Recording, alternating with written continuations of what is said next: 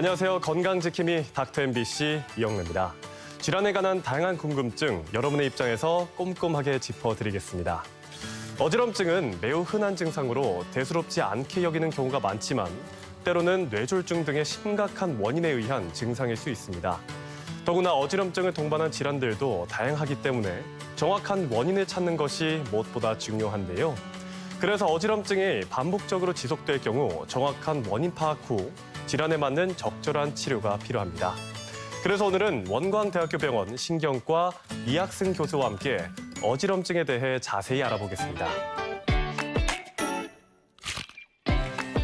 일상생활에서 자주 발생하는 어지럼증은 일시적인 피로와 스트레스로 인한 가벼운 증상으로 치부하는 경우가 많습니다. 하지만 어지럼증은 원인도 다양하고 심각한 질환의 중요한 전조 증상일 수도 있기 때문에 가볍게 생각해서는 안 됩니다. 그래서 오늘은 신경과 전문의 이학승 교수와 함께 어지럼증에 대해 자세히 알아보겠습니다. 네, 교수님 안녕하세요. 안녕하십니까. 네, 일단 먼저 어지럼증이란 무엇인가요?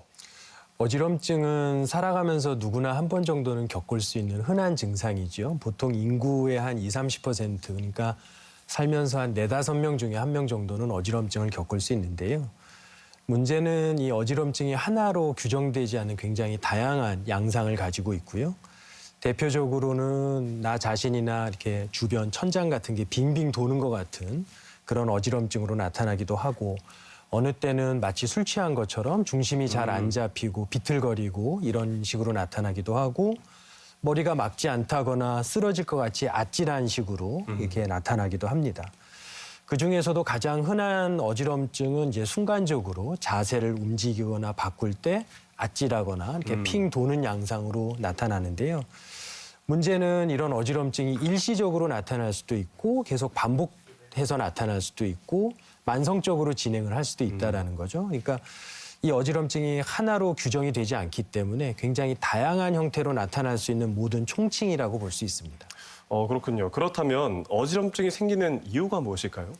일단 우리 몸은 좌우 대칭으로 되어 있죠. 그래서 양 발을 기반으로 우리 몸의 균형을 잡게 되는데요.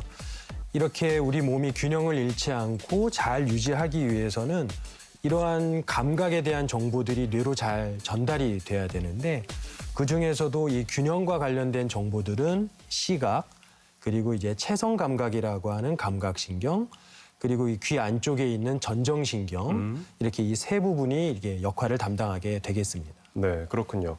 저 같은 경우는 가끔 앞이 조금 캄캄해지면서 핑 도는 느낌이 들 때가 있는데 이렇게 어지러우면 모두 병인가요? 그렇지는 않습니다. 어지럼증은 아까 말씀드렸듯이 굉장히 흔한 증상이고요.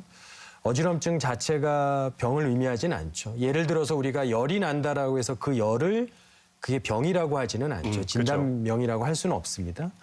예를 들어서 우리가 새로 안경을 도수를 올려서 맞춰 쓴다거나 맞춰 쓰고 이렇게 걷다 보면은 마치 핑 도는 양상으로 균형이 잘 안 잡히는 느낌이 들 수도 있고 그다음에 높은 건물 옥상에서 아래를 내려다 보면은 이렇게 좀 아찔하거나 이런 식으로 나타날 수 있죠. 그리고 또 모래밭을 걸을 적에도 이렇게 중심이 잘 안 잡히는 형태로 나타날 수도 있고요. 이런 것들이 이제 각각 시각, 체성 감각 이런 것들을 통해 가지고 우리가 균형을 잡는데 일시적으로 흔들리는 상황이 나타날 수 있습니다. 이런 것들을 이제 이러한 종류의 어지럼증을 이제 생리적 어지럼증이라고 이야기를 하죠. 그러니까 이런 것들은 굉장히 자연스러운 현상인데 이제 문제는 이런 생리적 어지럼증이 아니라 실제로 어떤 문제가 나타나서 발생하는 어지럼증도 유사한 형태로 나타날 수 있기 때문에 이게 가만 놔두게 되면은 나중에 큰 문제가 되거나 자꾸 반복하게 되는 그런 안 좋은 상황이 벌어질 수 있기 때문에 먼저 병원을 방문하셔서 제대로 된 의사의 진찰을 받아보시는 게 필요하겠습니다. 네, 병인 경우와 병이 아닌 경우를 명확하게 구분하기 위해서 오늘 내용 정말 중요하겠네요. 네. 그렇다면 흔히 어지럼증이 발생하면 그거 빈혈이야라고 하는 분들이 많은데 실제로 그런가요? 예전부터 어지럼증은 빈혈 때문에 생긴다고 많이들 생각을 하셨죠. 근데 물론 빈혈 때문에 어지러운 경우도 있습니다. 만성적으로 이제 위궤양이 있다거나 지속적으로 출혈이 나타나서 생기는 만성 빈혈은 충분히 어지럼증을 유발하죠. 그렇지만 실제로 예전 연구에 따르면은 빈혈 때문에 어지럼증이 유발되는 경우는 5% 미만이고요. 그렇군요. 대부분은 빈혈 때문에 어지러움이 유발되지는 않습니다. 물론 젊은 여성이나 노인의 경우 경미한 빈혈이 있는 경우에 이제 어지럼증이 동반될 수도 있는데 그것도 원인을 찾다 보면은 빈혈이 아닌 경우가 많거든요. 그래서 빈혈은 주된 어지럼증의 원인이라고 보기는 어렵고 오히려 빈혈이라고 생각을 해가지고 만성적으로 철분 제제를 복용을 하시는 경우들이 많은데 네. 이게 과도하게 철분이 우리 몸 안에 쌓이면은 또 다른 문제를 일으킬 수 있기 때문에 그런 점은 주의가 필요합니다. 네, 알겠습니다. 또 흔히 어지럼증을 귀소병이라고 하기도 하는데 귀에서 오는 어지럼증과 뇌에서 오는 어지럼증 차이가 무엇일까요? 일단은 이렇게 어지럼을 유발하는 세 개의 가장 큰 요인을 들 수 있는데요. 말씀하신 바와 같이 첫 번째는 이제 귀에서 생기는 우리가 흔히 귀속병이라고 얘기를 하죠. 그리고 뇌에서 생기는 이따가 말씀을 드리겠습니다만 뇌경색 같은 경우가 여기에 해당이 아이고. 되고 세 번째는 마음의 병에서부터 오는 불안이나 초조라든가 이런 데서 오는 시민성 어지럼증이 있습니다. 여기에서 이제 뇌에서 생기는 어지럼증은 이제 중추성 어지럼증이라고 하는데 이거는 생명하고도 관련이 될 수 있어서 중요한 문제가 될 수 있죠. 예전에 우리 어른들께서 숨골이라고 표현한 데가 이제 예전에 저희가 배울 때는 뇌간이라고 배웠고 요새는 이제 뇌줄기라고 이렇게 이야기를 하고요. 또 손해나 이런 데서 문제가 생길 수도 있습니다. 특히 이 뇌줄기, 이 숨골 같은 경우에는 호흡이나 심장 박동 중추가 있기 때문에 여기에 문제가 생기면은 어지럼증과 함께 다른 큰 문제가 나타날 수 있는 거죠. 이렇게 중추성 어지럼증, 뇌에서 생기는 어지럼증에는 대표적으로 이제 뇌경색이나 그러니까 뇌출혈, 다시 말해서 뇌졸중하고 뇌종양 같은 것들이 있죠. 근데 실제로 빈도를 보게 되면 우리가 아까 귀속병이라고 얘기했던 귀에서 오는 어지럼증이 가장 흔합니다. 그 중에서도 이석증이라고 불리는 양성 돌발성 두위 현운, 이름이 좀 어렵죠. 네, 이름이 어렵네요. 네, 이석증이 가장 흔한 문제가 될 수 있고요. 그 밖에도 이제 시민성 어지럼증이라고 해서 불안이나 초조에서 오는 그런 문제도 있을 수 있습니다. 아, 그렇군요. 방금 크게 세 가지 요인에 대해서 말씀해 주셨는데 아까 말씀하신 가장 흔한 어지럼증, 이 이석증에 대해서 조금 더 설명 부탁드릴게요. 네네. 이석증은 뭐 중추성 어지럼증, 시민성 어지럼증, 그 귀속병을 포함하는 그 말초성 어지럼증 중에서 가장 흔한 원인이고요. 말 그대로 이석이라고 하는 것은 우리 귀 안에 전정 그 평형기관 안에 원래부터 우리가 태어나면서부터 가지고 있는 그런 조직입니다. 그래서 우리가 움직일 때마다 이석도 마치 갈대가 흔들리듯이 거기에 맞춰가지고 우리의 몸의 균형을 유지하는 데 역할을 하는 거죠. 근데 여기에서 이제 귀에서 이석 부스러기가 생기는 경우들이 있습니다. 이게 떨어져 나와서 생기는 문제죠. 그래서 이름을 말씀을 드리면 이석증의 원래 이름은 양성 돌발성 두위 현운인데요. 네. 하나씩 이제 분석을 해보면 양성이라는 말은 악성이 아니니까 그쵸. 이 후유증이 남지는 않는다라는 이야기고요. 돌발성이라는 이야기는 어느 순간 갑자기 발생한다라는 겁니다. 주로 이제 자세가 바뀔 때 많이 생기는 거죠. 아, 네. 그다음에 두위라고 하는 거는 고개가 움직이는 자세에 따라서 나타난다는 거고 현우는 어지럼증 종류 중에서 빙빙 도는 어지럼증을 가리킵니다. 그래서 네. 이것을 딱 모아보면 네. 후유증은 없지만 갑자기 발생하는 머리 움직임에 따라서 나타나는 빙빙 도는 어지럼증이라고 볼 수 있는 거죠. 네. 근데 이렇게 설명을 드리기가 너무 어려우니까 길고 쉽게 이석증이라고 말씀을 드리는 거죠. 네. 네. 근데 방금 그렇게 풀어서 설명해 주시니까 딱, 그런 거구나 좀 이해가 됩니다. 그렇다면 방금 말씀하신 이석증, 즉 이름이 어려웠던 양성 돌발성 두위 현운의 원인은 무엇일까요? 아까도 말씀드렸듯이 이석 부스러기가 원인이 되는 건데 아직도 정확하게 왜 이석이 제 위치에 있지를 못하고 떨어져 나와서 부스러기가 되는지는 아직은 잘 모릅니다.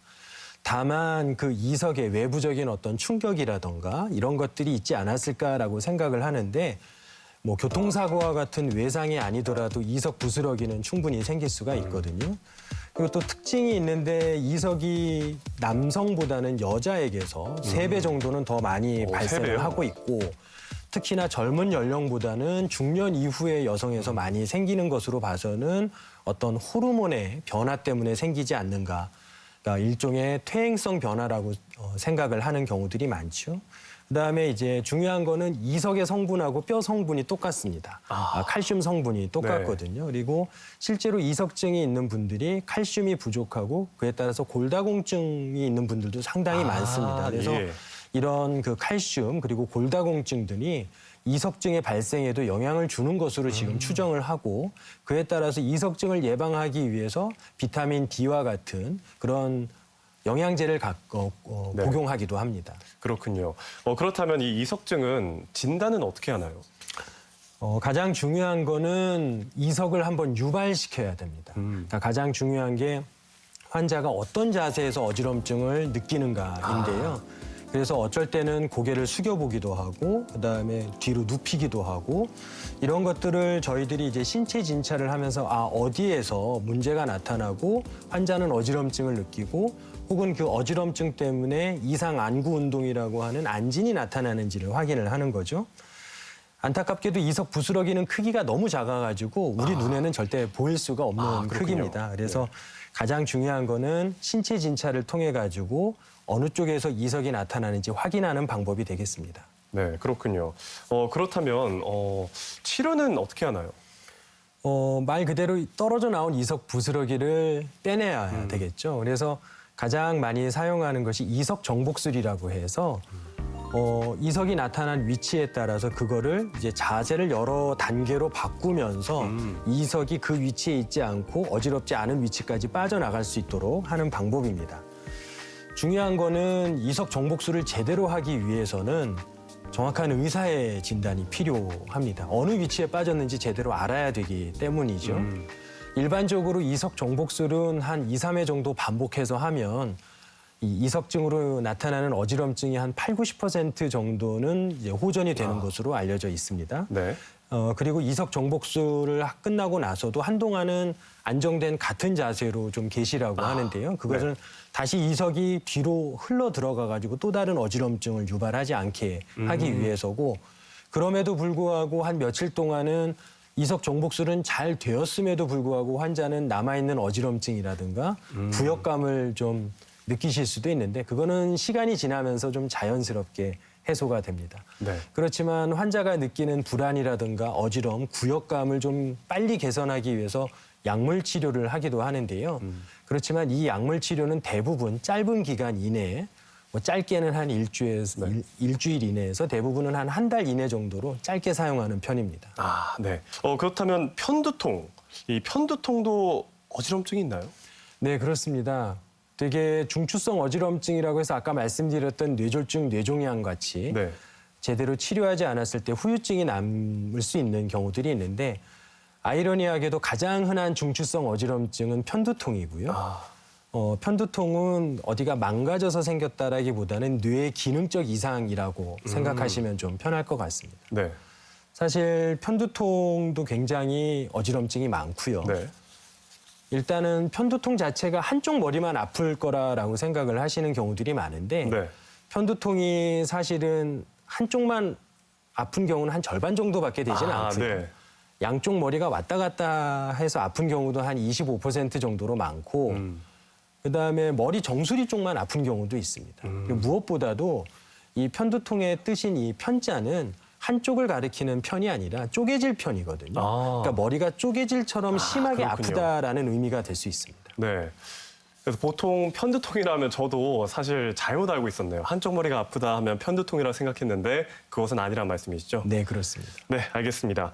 또 그렇다면 이 전정 편두통이라는 표현도 있는 걸로 알고 있는데 이것은 무엇이고 어떻게 진단하나요? 그러니까 좀 전에 말씀드렸던 그 편두통 중에서 네. 어지럼증이 주된 증상으로 나타나는 것을 이제 전정 편두통이라고 이야기를 합니다. 실제로 굳이 전정 편두통이 아니더라도 편두통 환자에서 어지럼증은 굉장히 쉽게 동반이 되기는 하는데요. 그중에서도 전정 편두통은 마치 이석증처럼 빙빙 도는 어지럼증이 계속 동반이 되는 두통의 한 종류라고 할 수가 있죠. 네. 문제는 이러한 전정 편두통은 겉으로 봤을 적에는 특별히 검사상이나 신체 진찰에서 이상이 보이지 않는 경우가 많습니다. 네. 그 이유는 다른 원인을 배제하였었을 때 최종적으로 남았을 때 이제 전정 편두통이라고 진단을 할 수가 있기 때문에 네. 전정 편두통을 정확하게 진단하기 위해서는 두통이나 어지럼증을 전문으로 보시는 선생님의 진료를 한번 받아보시는 것이 꼭 필요합니다. 그렇군요. 그렇다면 치료는 어떻게 하나요? 일단은 전정 편두통을 유발할 수 있는 유발 요인을 피하는 것이 중요합니다. 그러니까 편두통 환자분들의 특징은 편두통을 유발하는 어떤 특정 이유나 상황이 있습니다. 대표적인 것이 밝은 불빛이라든가 아니면은 시끄러운 소리, 담배나 어떤 향수 냄새처럼 기분 나쁜 냄새, 혹은 이제 멀미도 유발이 될 수 있고요. 다양한 상황에서 이제 두통이 유발이 되죠. 특히나 잘 알려진 대표적인 것이 이제 초콜릿하고 와인 종류도 같은 어떤 특정 음식도 이제 유발을 할 수가 있거든요. 그래서 전정 편두통 환자에게서 이제 질문을 드리면 결국 어떤 상황에서 유달리 어지럼증이나 두통이 유발되는 상황이 있습니다. 일단 그거를 피하는 것이 굉장히 중요하고요. 그다음에 크게 이제 두 가지 예방 약물 치료하고 이제 편두통을 조절해주는 직접 치료가 있는데 예방 약물 치료는 예전 같은 경우에는 흔히 소염진 통제와 같은 두통약들을 많이 썼죠. 초반에는 효과가 좋습니다만은 문제는 장복을 했었을 적에 나타날 수 있는 약물 의존성이라든가 위궤양이라든가 다른 이제 부작용 때문에 요새는 그렇게 권하지는 않습니다. 필요한 경우에 이제 예방 약물 치료를 하고요.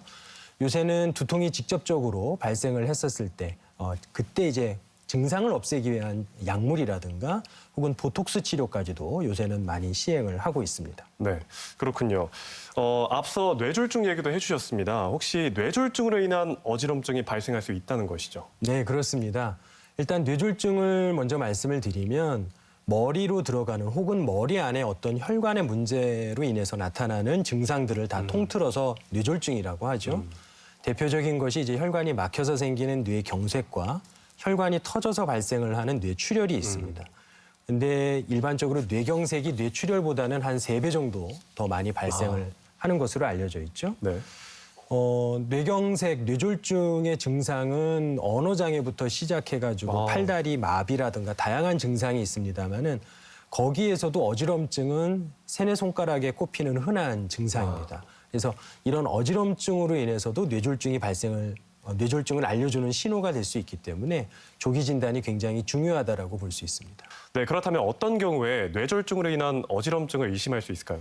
맞습니다. 뇌졸중으로 인한 어지럼증 자체가 후유증이 남을 수 있기 때문에 중요하죠. 근데 사실은 겉으로만 봐서는 귓속병하고 크게 차이를 느끼지 못할 수 있기 때문에 일단은 첫 번째로는 고혈압이나 당뇨, 고지혈증, 흡연 이렇게 혈관 위험 요소가 있는 환자한테서 나타나는 어지럼증을 첫 번째로 의심을 할 수가 있고요. 그러다 보니까 결국에는 고령의 환자분들이 먼저 뇌졸중으로 인한 어지럼증이 아닌지 확인을 해야 되겠죠. 특히나 이제 어지럼증이 자꾸 반복이 된다거나 이런 경우에는 뇌졸중을 먼저 의심을 할 수 있고요.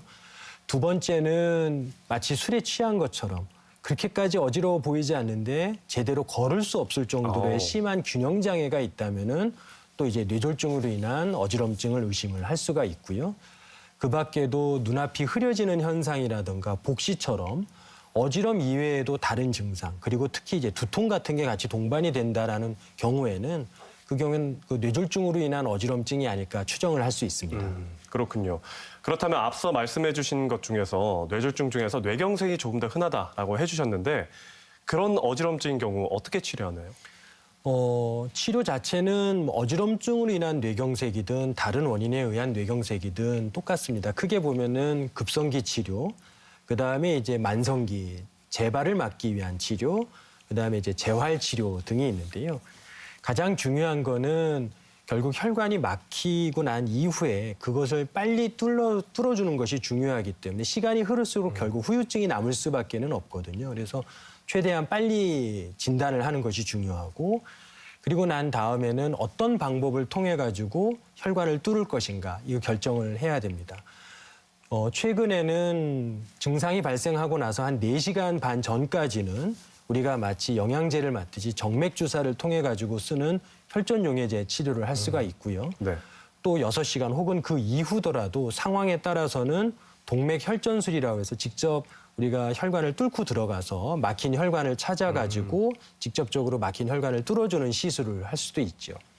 그리고 그 이후에는 지속적으로 그 혈관에 다른 2차적인 문제가 생기지 않게끔 하기 위해서 항혈소판제라든가 다른 약물 치료를 할 수가 있습니다. 그러나 그럼에도 불구하고 환자가 여전히 어지럼증이 남아있는 경우라든가 이 균형장애가 남아있는 경우에는 재활치료를 통해서 그 부분을 해소하기도 하죠. 네, 알겠습니다. 그렇다면 이 밖에도 어지럼증이 발생하는 어떤 이유들이 있을까요? 가장 대표적인 원인은 아까 말씀드린 바와 같이 마음의 병, 그러니까 불안이나 초조에 의해서 생기는 시민성 어지럼증을 들 수가 있습니다. 이 시민성 어지럼증이 나타나게 되는 이유는 크게 보면은 두 가지 원인이 있는데요. 첫 번째는 예전에 본인이 이석증과 같은 어지럼증을 한번 겪고 난 다음에 본인한테 이런 것이 다시 재발하지 않을까 하는 불안감에서 오는 어지럼증이 있고요. 실질적으로 두 번째는 그거하고 상관없이 본인이 가지고 있는 우울감이나 불안, 초조가 어지럼증이라는 증상을 통해서 나타나는 경우가 있죠. 네. 이 두 경우 모두 다 최근에는 약물 치료가 많이 개발이 되어 있기는 합니다.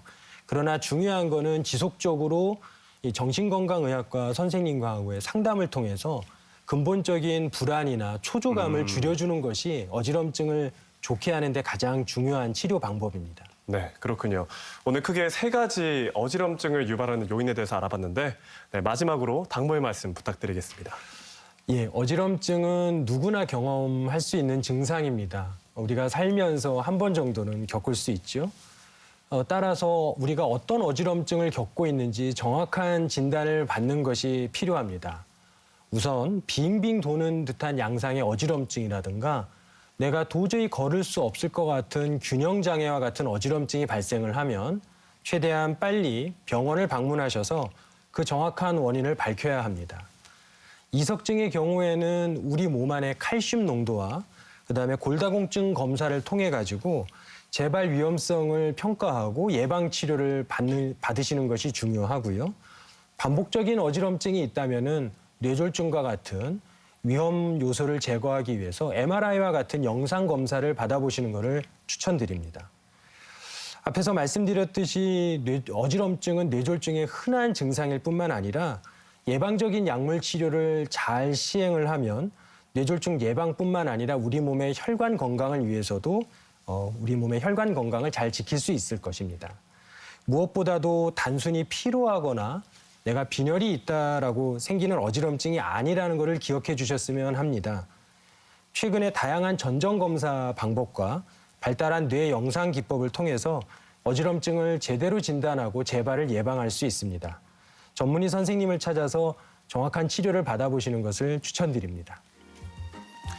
지금까지 신경과 전문의 이학승 교수와 함께 어지럼증에 대해 자세히 알아봤습니다. 교수님, 오늘 말씀 고맙습니다.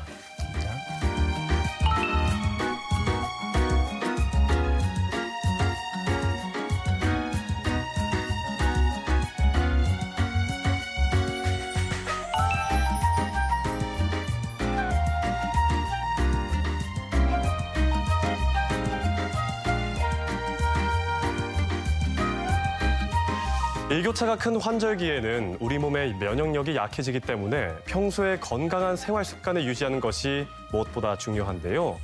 먼저 마스크 착용은 세균을 막는 효과도 있지만 따뜻한 공기를 가둬 습도를 유지할 수 있기 때문에 감기 예방에 도움이 됩니다. 그리고 비타민 섭취를 위한 채소나 과일을 많이 챙겨 드시고 카페인이 들어간 음료보다 따뜻한 차를 마신 것도 건강에 좋고요. 추위 때문에 실내 활동이 많아지는 요즘 규칙적인 운동도 필수라는 거 잊지 마시길 바랍니다. 그리고 이 밖에 건강과 관련해 궁금증이 있다면 전주 MBC 홈페이지에 질문 남겨주시길 바랍니다. 닥터 MBC가 여러분의 궁금증을 풀어드리겠습니다. 저희가 준비한 소식은 여기까지입니다. 다음 주 이 시간에 다시 찾아뵙겠습니다. 고맙습니다.